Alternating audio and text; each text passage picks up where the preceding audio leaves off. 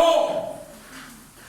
When there was fraud all over Egypt, there was no fraud in Goshen because Israel were dwelling in Goshen, and because their signs were manifested. All the calamity that came upon the Egyptians, none of it affected the Israelites, even including the loss of the firstborn of Egypt. Nothing was lost in Goshen, because Goshen was the camp of God's children. I want to pray for somebody under the sound of my voice. No matter the level of the calamity that will come upon the earth, that will come upon this nation, it will not affect you and your family. In the name of Jesus. Amen. Your case will be different. Amen. No matter how terrible is the economy of Nigeria, the economy of heaven can never run dry. And that's why the reality of supernatural supply will become your daily experience. Amen. Your testimony will prove to the world that there are two economies. Amen. The economy of the nation where you live and the economy of heaven.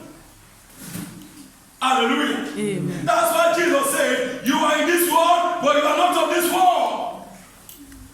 Our origin is heaven. We have been raised with Christ and seated with Christ in the heavenly places.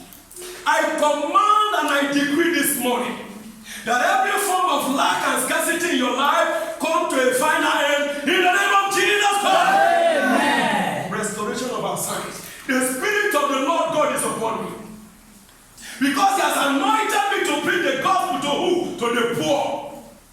The first thing God will attack in the life of a child of God is poverty and wretchedness. I am sent to attack the source of poverty and wretchedness in your life, and may I pray for somebody that can shout a louder amen.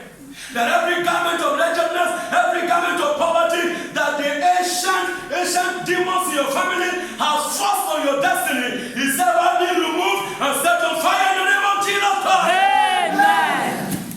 The angel said, take away the filthy garment from him and wear him the garment of glory. That is the garment of what? To preach the gospel to the who? To the poor. To the poor. And number two, to do what? To heal the brokenhearted. To heal people that their hearts are broken. People that are depressed. They are full of sorrow. No joy, no happiness.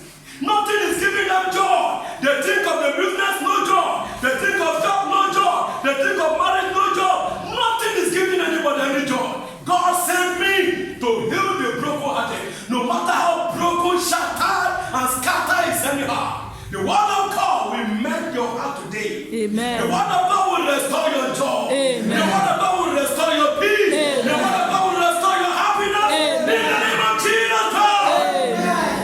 The season of mourning is over. Amen. The season of secret cry is over. Amen. The season legal paradise. I heard it. The season of secret cry is over. Amen. What make you to cry in the secret will now become your open testimony in the name of Jesus. Amen. From now henceforth it will be tears of joy. Amen. Tears of joy. Amen. Tears of joy. Amen. Tears of joy. Amen. Because He sent me to heal the brokenhearted. To heal the brokenhearted. And to proclaim liberty to the captive. Second mission of the Holy Ghost is to set the captive free.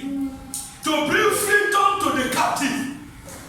We saw in that vision as a particular woman was standing and she was surrounded by demonic forces that have held her life captive, that she will never excel, she will never break through in life.